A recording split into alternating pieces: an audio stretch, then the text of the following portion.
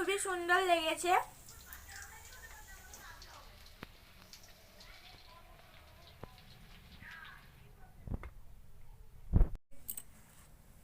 তেলটা আমার গরম হয়ে গেছে।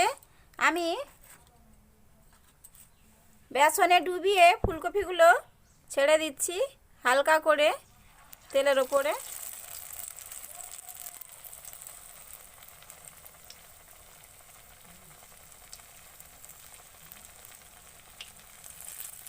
তার সাইডে আর একটা দিয়ে দিচ্ছি।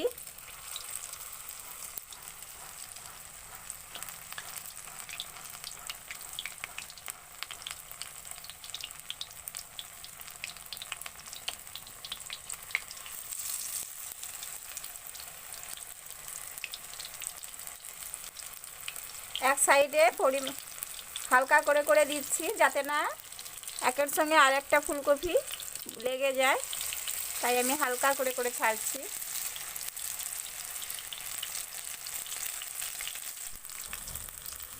এবার আমি হালকা মিডিয়াম করে দিয়েছি গ্যাসের ফ্লেমটা, যাতে ফুলকপিগুলো সুন্দরভাবে ভাজা হয়ে যায়।